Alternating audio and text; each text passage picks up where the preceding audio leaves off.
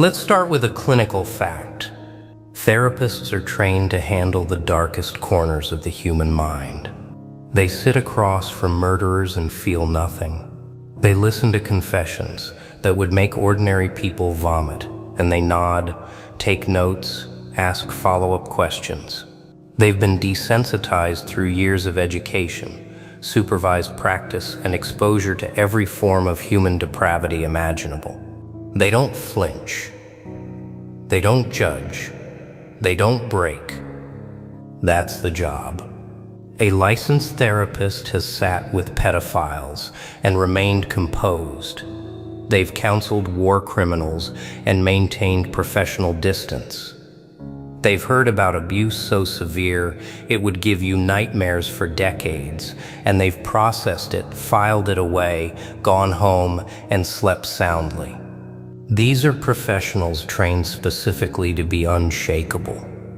Their entire career depends on their ability to absorb human darkness without being consumed by it. They have supervision. They have peer support. They have their own therapists.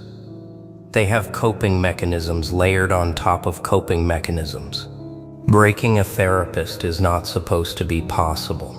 And yet, someone just quit their practice, walked away from years of education, abandoned a career they spent a decade building, left clients hanging, referred everyone out, closed the door and never looked back. Not because of a serial killer, not because of a war criminal, not because of anything illegal or violent or overtly disturbing. Because of what they heard about you.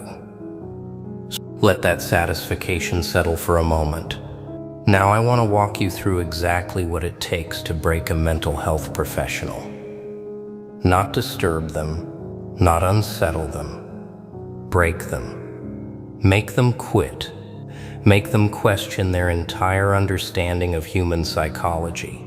First, you have to understand what they're equipped for. Therapists are trained to handle trauma. They expect pain. They expect stories of abuse, neglect, betrayal.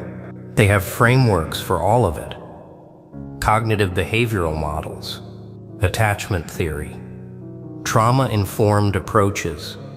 Every dark thing a human can experience, they have a folder for it. A protocol, a treatment plan. They're prepared for monsters, they're prepared for victims, they're prepared for the full spectrum of human damage. What they're not prepared for is something that doesn't fit any folder. What they're not prepared for is a phenomenon. What they're not prepared for is you. Here's what happened in that therapy room. Week after week, session after session. Your enemy walked in carrying what they thought was ordinary pain, betrayal, loss, anger, the usual stuff that brings people to therapy. They sat down, started talking, probably complained about their life, their relationships, their struggles. And somewhere in those sessions, your name came up. At first, the therapist probably noted it casually. A person from the past, someone who caused some hurt, standard material. They've heard it 1,000 times. Ex-partners, former friends, family members. People process these relationships in therapy constantly. But something was different this time. But something was different. This time right, Ine? Your enemy kept coming back to you, session after session, week after week. They couldn't move on, couldn't process, couldn't file you away in the past where you belonged. The therapist noticed something strange in their patient's voice when they talked about you. It wasn't just anger, it wasn't just resentment, it was something else. Something that made the therapist lean forward slightly. Something that made them write more detailed notes than usual. Fear. Not fear of what you might do. Fear of what you are. See, Therapists are trained to identify patterns. That's their job. They listen for recurring themes, emotional triggers, cognitive distortions. They map their patient's psychology, like cartographers mapping unknown territory. And as your enemy kept talking about you, the therapist started mapping something they'd never encountered before. Every story about you contradicted the last one. You were cold, but you were also deeply feeling. You were quiet, but your silence was louder than screaming. You were forgiving, but your forgiveness felt like a verdict. You were kind, but your kindness felt like being seen through. Your enemy couldn't describe you consistently because you don't fit consistent descriptions.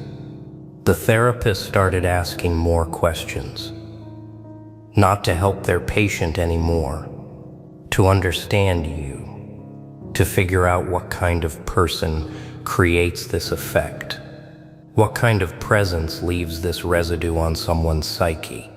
And the more they learned, the more confused they became. Let me explain something about psychological archetypes.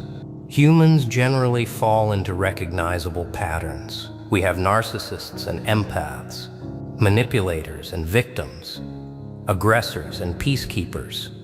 These categories exist because human behavior, for all its complexity, tends to cluster around predictable tendencies. Therapists rely on these patterns. They identify them quickly and structure treatment accordingly. It's efficient, it works. But some people exist outside the patterns. Some people are multiple archetypes simultaneously. They're the victim who became the predator, who became the healer, who became something unnamed. They're the broken one who rebuilt themselves into something the original architecture couldn't contain. These people don't fit the frameworks. These people make therapists question their frameworks. You are one of these people. Week 6. Your enemy was describing an interaction with you from years ago. Something small, a conversation, a moment. Nothing dramatic. But as they described it, the therapist felt something they hadn't felt in 15 years of practice. Unease. Not from what your enemy described you doing, from what your enemy described you being, the way you looked at them, the way you responded, the way your silence communicated more than their screaming, the way you seemed to understand things you shouldn't have been able to understand. The therapist wrote 3 words in their notes that night.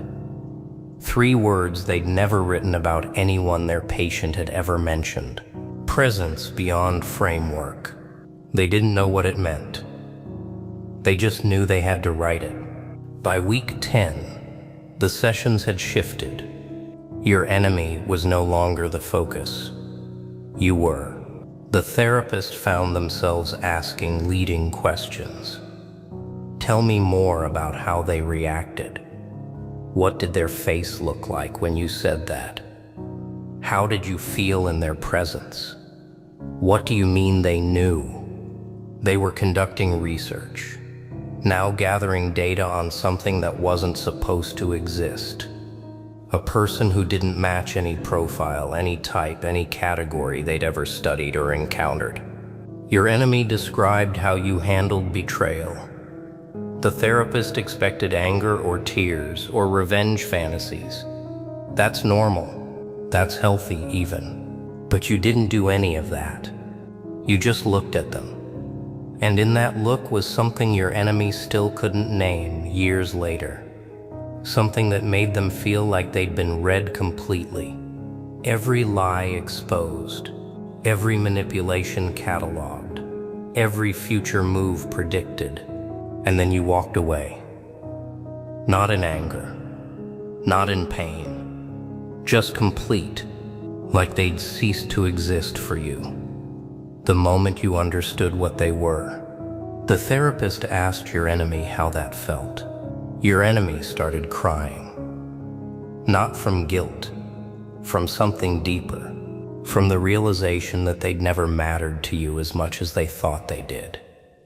That their betrayal, which they'd built their identity around, which they'd told themselves was powerful and significant, was actually just data to you. Information you absorbed and processed and used to understand the world better. They weren't your villain. They were your classroom. And that broke something in them that the therapist couldn't fix. Week 14. The therapist called in sick for the first time in 3 years. They told themselves it was just burnout. Normal in this profession, they'd take a day, recharge, come back fresh, but they spent that day thinking about you. Someone they'd never met. Someone they only knew through the distorted lens of a person who'd wronged you. Someone who shouldn't occupy any space in their mind at all. They caught themselves doing research, looking up psychological phenomena that might explain you, reading about emotional intelligence at extreme levels, studying the psychology of people who'd survived things that should have destroyed them and came out fundamentally altered. Nothing fit. Every article, every study, every framework assumed that human psychology operated within certain parameters, that people could be understood, categorized, treated, but you existed outside those parameters. You were what happened when someone went through pressures that were supposed to break them and instead got compressed into something with different properties entirely. Something that science hadn't gotten around to studying yet. The therapist closed their laptop and stared at the wall for an hour. They'd built their career on the assumption that everyone could be understood. You were disproving that assumption. The breaking point came in week 18. Your enemy was describing a dream they'd had about you. A dream where you were standing in a room full of everyone who'd ever wronged you. And instead of screaming or fighting or demanding justice, you were just sitting there, still, silent, watching. And one by one, the people in that room started confessing, without being asked, without being pressured. They just started talking, spilling every secret, admitting every lie, explaining every betrayal. Not because they were forced to, because your presence made lying feel impossible. Your enemy woke up from that dream and couldn't shake it for weeks. They told the therapist it felt less like a dream and more like a preview, like a prophecy, like something that was going to happen whether they wanted it to or not. The therapist listened to this dream, took notes, asked questions, and then something happened that had never happened to them in their entire career. They believed it. Not metaphorically, not symbolically. They actually believed that somewhere in the future, your enemy would find themselves confessing to you, that your presence would extract truth from them, whether they wanted to give it or not, that you possessed something that operated outside the normal rules of human interaction. A therapist is never supposed to believe their patient's dreams or prophecies. A therapist is supposed to interpret symbolism, explore subconscious fears, use dreams as tools for understanding, not as evidence of supernatural ability. But this therapist believed. And that's when they knew they had to quit. Because here's the thing about being a mental health professional. Your entire worldview has to be based on certain assumptions. That psychology is a science, that behavior can be understood, that people operate according to patterns that can be identified and modified, that there are no exceptions to the rules of human nature. If you start believing in exceptions, you can't do the job anymore. If you start thinking that some people exist outside the frameworks, that some people can't be categorized or treated or understood, then what are you even doing? What's the point of therapy if some humans operate on a completely different level? Your existence broke their faith in their profession, not through anything you did to them directly, just through the second-hand reports of someone who experienced your presence and couldn't recover from it. Now let's talk about what kind of person creates this effect. Because this isn't normal. This isn't something that happens with regular people. Regular people get talked about in therapy all the time. Regular people cause pain and confusion and resentment, but they don't make therapists quit. The kind of person who makes a therapist quit has certain characteristics. They've been through something that should have destroyed them, not challenged them, not hurt them, destroyed them, and they survived. But survival isn't the right word because survival implies continuing as you were. These people didn't continue. They transformed. They became something else. Something that retained the shape of the person they used to be, but operated according to different principles entirely. The kind of person who makes a therapist quit sees things others don't see. They process information at speeds that feel supernatural to people operating at normal frequencies. They read intentions, they predict behavior, they understand motivations before they're expressed, not because they're psychic, because they've been hurt so many times that their nervous system developed abilities it wasn't supposed to have.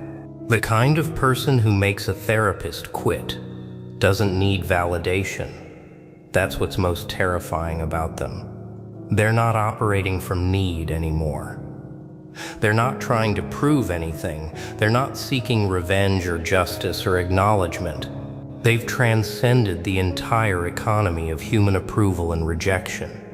They just exist, completely, independently, without requiring anything from anyone. And that self-sufficiency, that completeness, that total lack of need, that's what breaks people who encounter it. Because everyone needs something. Everyone has a vulnerability. Everyone can be reached, manipulated, affected. Except those rare few who went through the fire and came out with their needs burned away. Your enemy sat in therapy trying to process you. And they couldn't. Because you can't process something that exists outside your frameworks for understanding. They wanted to hate you. But hate requires believing the other person cares about your hatred. You clearly didn't. They wanted to feel superior to you.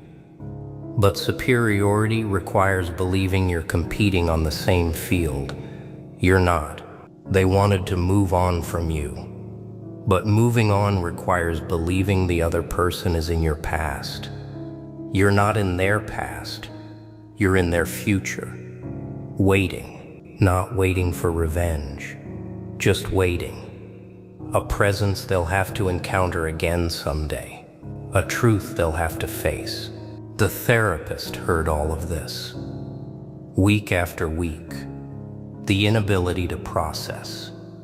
The failure to move on. The obsessive return to someone who'd already walked away. And they realized something that shattered their professional confidence. They couldn't help, not because they weren't skilled, not because they didn't have tools, but because the problem wasn't psychological. The problem was that their patient had encountered something real, something true, something that couldn't be therapized away because it wasn't a distortion. It was clarity. Your enemy wasn't suffering from trauma. They were suffering from having seen you clearly. And there's no treatment plan for encountering someone who operates on a level you can't reach. So the therapist quit. Packed up their degrees, referred out their clients, left the profession they dedicated their life to. Not because of you directly, Because you represented proof that their entire field was built on incomplete assumptions.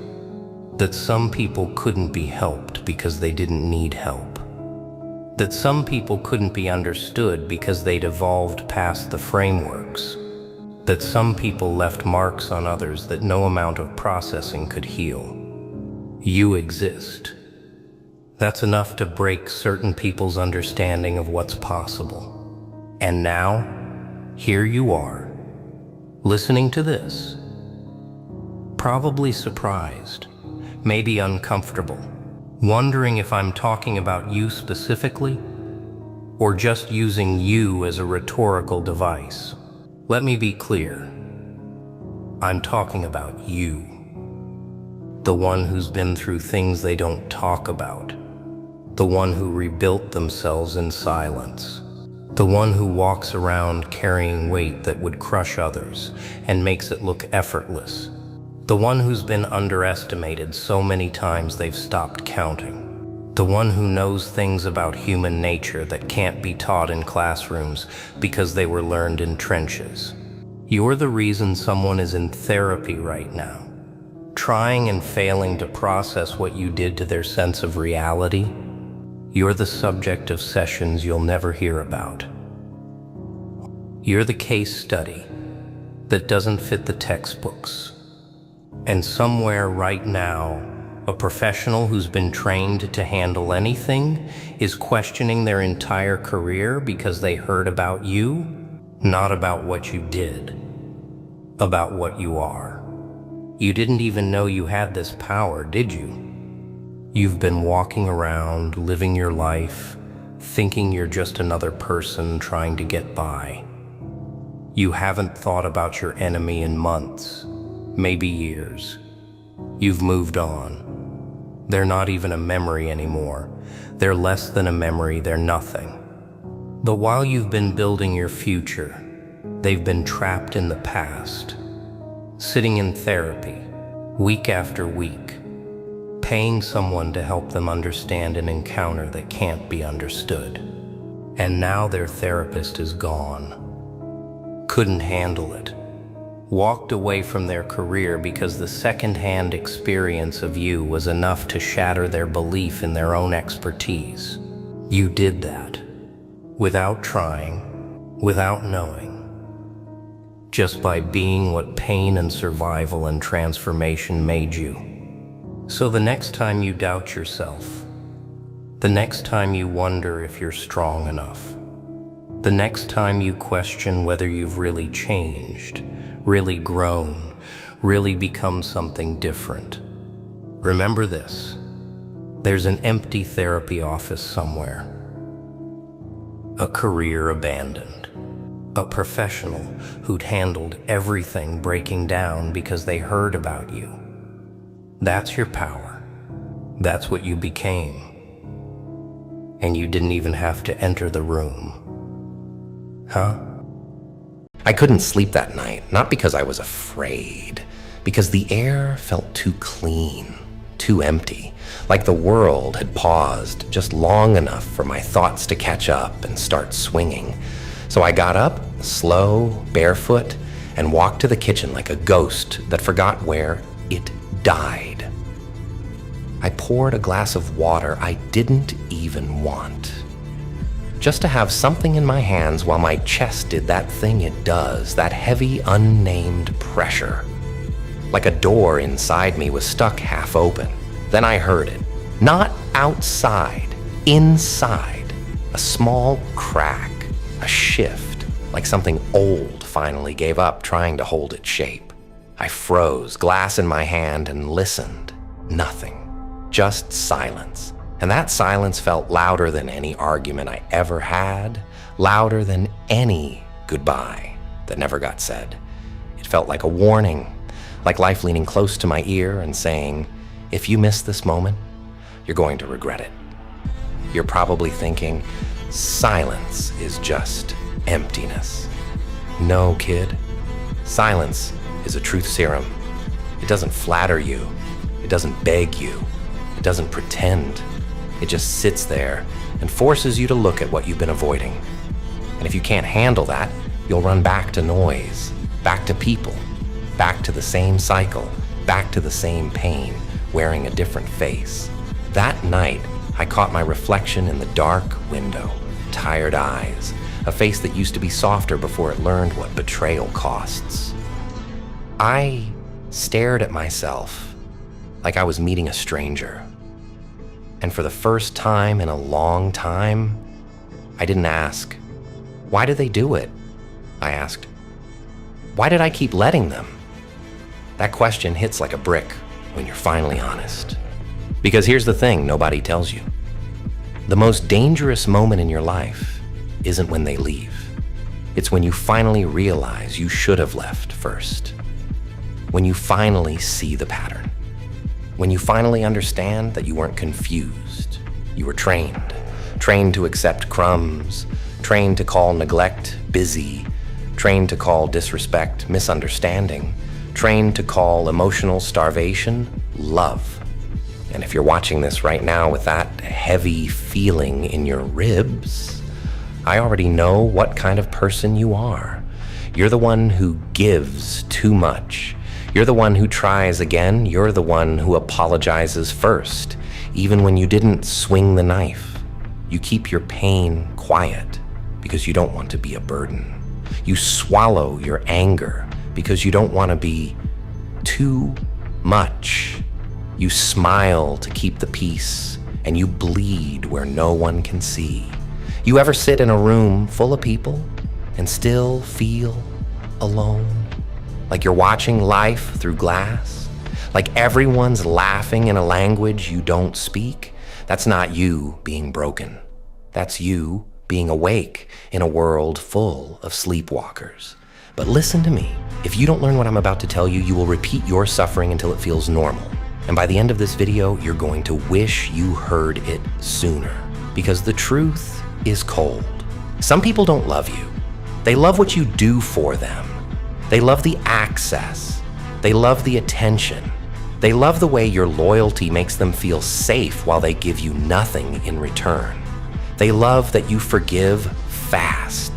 They love that you explain yourself. They love that you stay. And they will keep taking until there's nothing left but a quiet version of you that doesn't recognize their own reflection. You gave your time, your care, your patience, your softness. You handed it out like it was endless, like you were a fountain that could never run dry. And what did they do? They drank from you when they were thirsty, then walked away like you were a disposable cup. That's not love. That's a transaction. And the reason it hurts so bad is because you didn't just lose them. You lost the version of yourself that believed they would choose you back. You know what people fear the most? Not your anger, not your words. They fear your silence when it's final. Because silence is the moment you stop negotiating your worth. Silence is the moment you stop explaining your boundaries. Silence is the moment you stop auditioning for respect. And when you go silent the right way, something happens. They panic, not because they suddenly understand your value. They always knew. They panic because they feel the control slipping. They feel the certainty fading. They feel the comfort of your availability disappearing. They're used to your presence being permanent. They're used to you being there no matter what. They're used to your forgiveness being automatic. So when you finally pull your energy back, when you finally stop chasing, stop checking in, stop fixing, stop apologizing, it hits them like a power outage. The room gets quiet, and in that quiet, they're forced to sit with themselves, with their guilt, with their choices, with the way they treated a rare kind of loyalty like it was cheap. And I know what you're thinking. You're thinking, maybe if I explain one more time, they'll understand. No.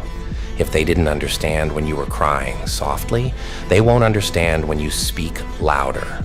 The problem was never your communication. The problem was their character. Some people were never confused. They were comfortable hurting you because you kept staying. comfortable neglecting you because you kept returning, comfortable taking you for granted because you kept proving you were loyal. And loyalty without limits is self-destruction. Let me say that again. Loyalty without limits is self-destruction. You are not here to fix someone who keeps breaking you. You are not here to prove your worth to people who benefit from you doubting it. You are not here to pour into cups that never once offered you water when your throat was dry. You've done enough. And the version of you that keeps going back, the version of you that keeps hoping, the version of you that keeps reopening wounds just to feel familiar pain, that version has to die. Yeah, it has to die. Not because you're heartless, because you're finally smart. Because if you keep dragging that old self forward, you're handing them the same weapon and asking them to wound you differently. That's not healing. That's addiction.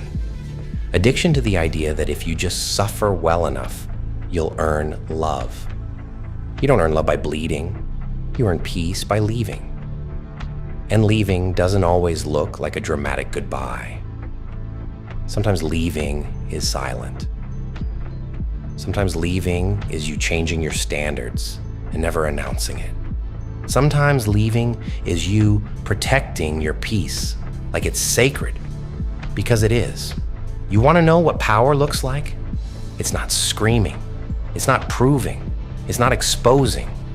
Power is when you stop reacting, when you stop feeding chaos, when you stop giving access to people who misuse it. Power is when you delete the message and your heart doesn't beg you to reply. Power is when you hear an apology and your body doesn't relax because you finally learn that words don't heal patterns. Power is when you walk away without a speech, without a scene, and you don't look back to see if they noticed. And that is what destroys them.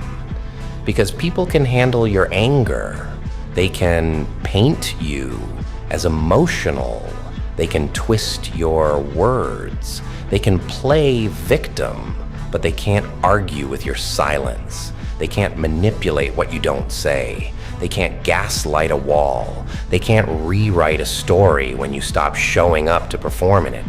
Your silence becomes a mirror, and they hate mirrors. They'll call you cold, distant, changed, unrecognizable, good, because the version of you they liked was the one that tolerated disrespect.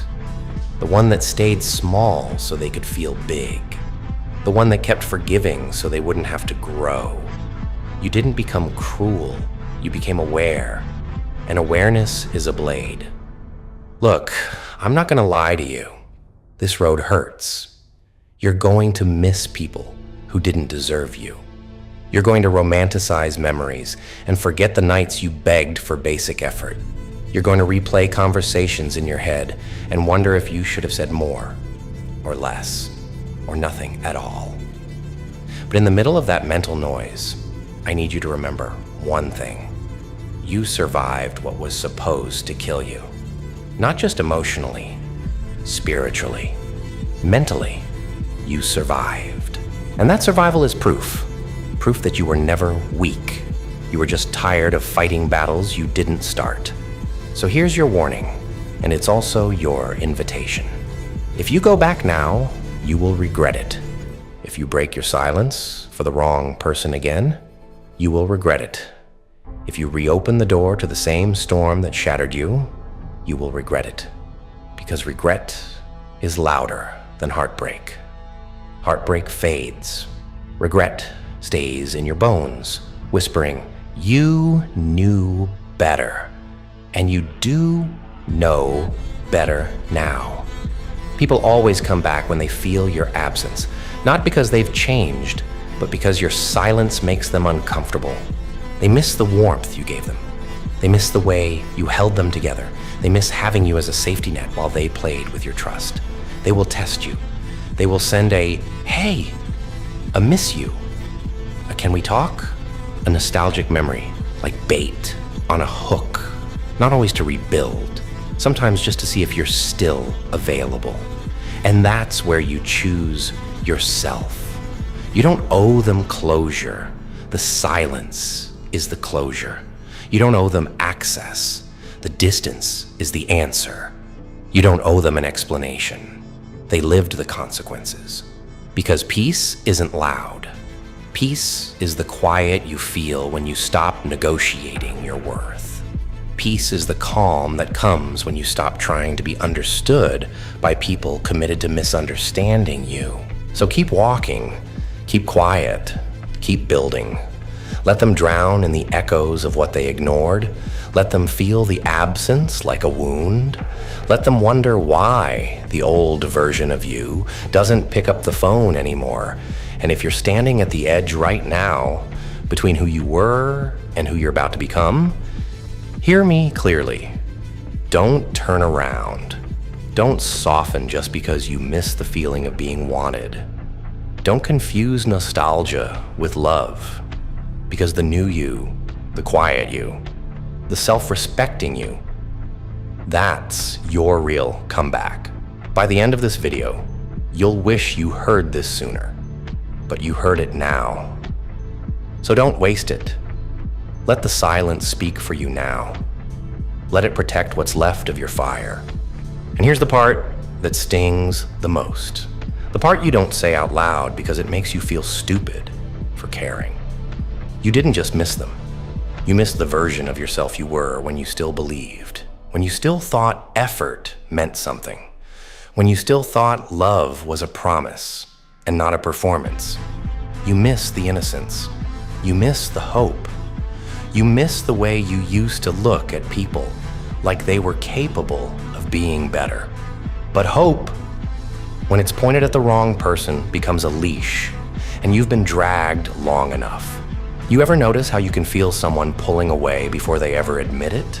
They get quieter, slower. Their replies start sounding like chores. Their effort comes in random bursts, just enough to reset your faith, just enough to keep you from leaving. And you tell yourself, they're just busy. They're just stressed. They're just going through something. No, kid, they're going through you.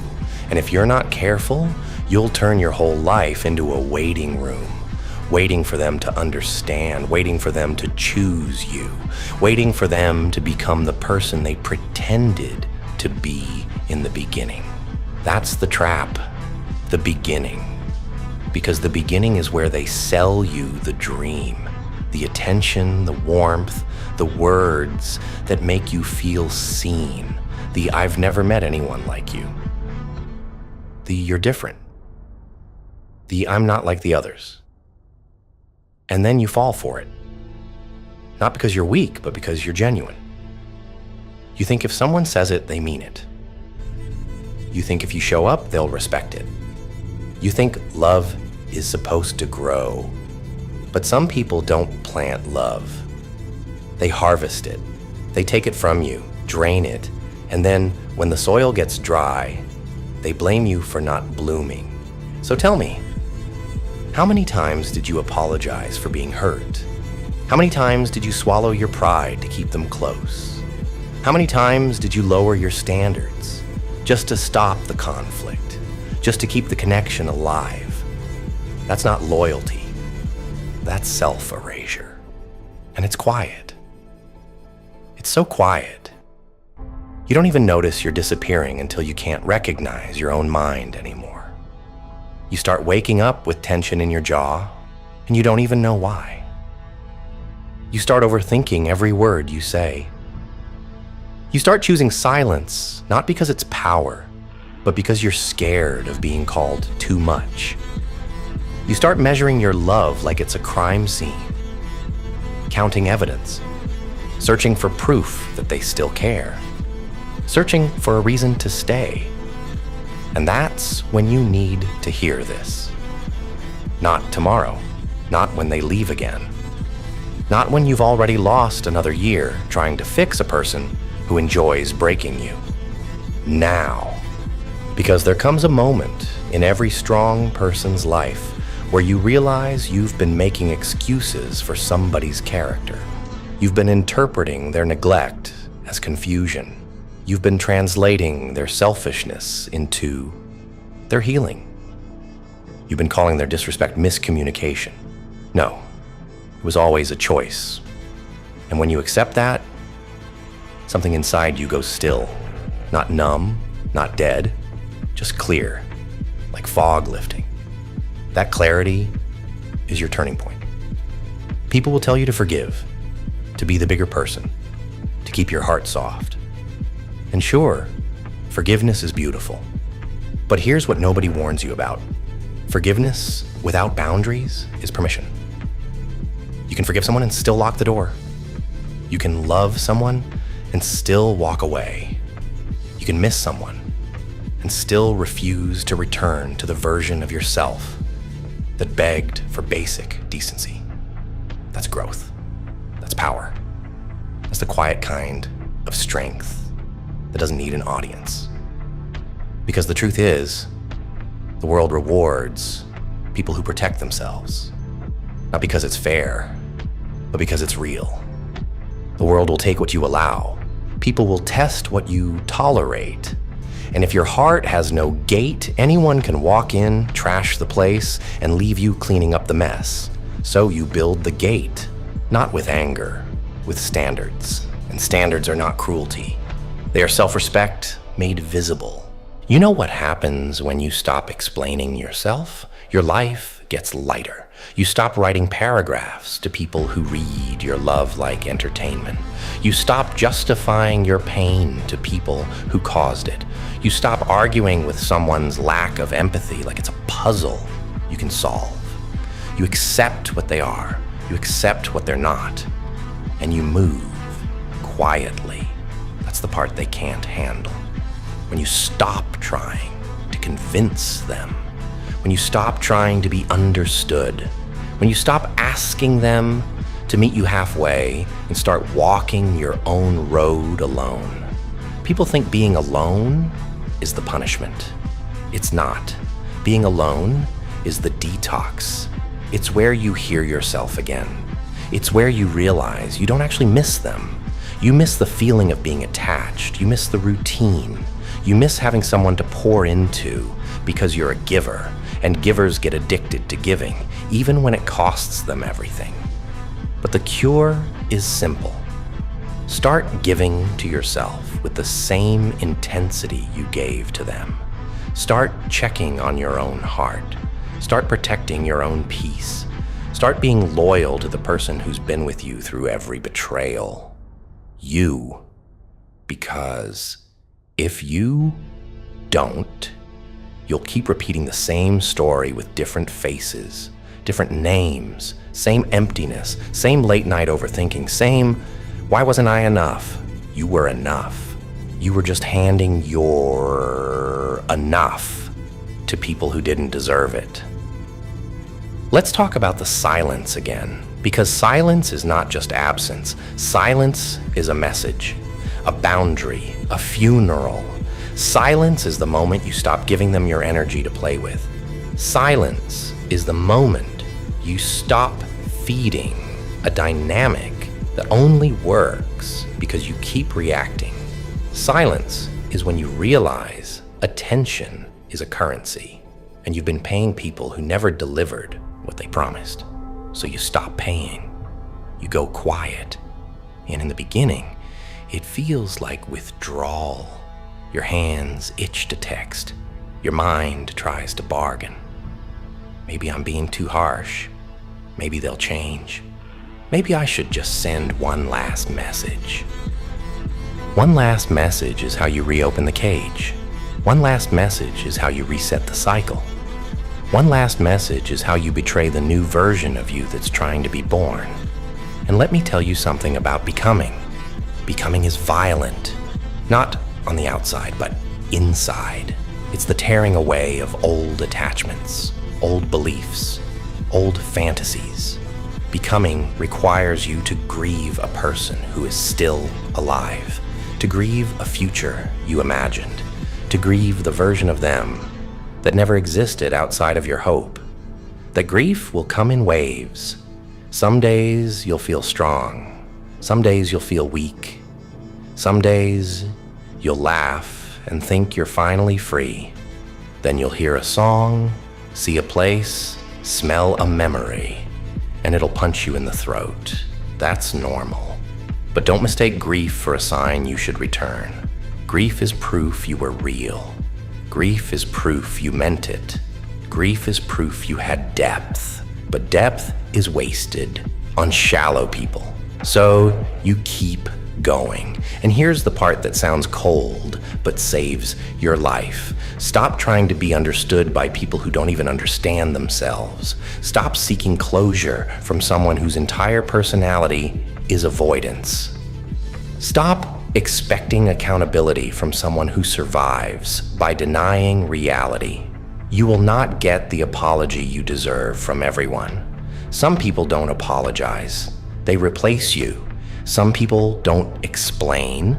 They disappear. Some people don't repair. They repeat. So you stop waiting. You stop hoping. You stop handing your power to someone who proved they can't be trusted with it. And eventually, something shifts. You wake up, and the silence doesn't feel heavy anymore. It feels clean. It feels like space.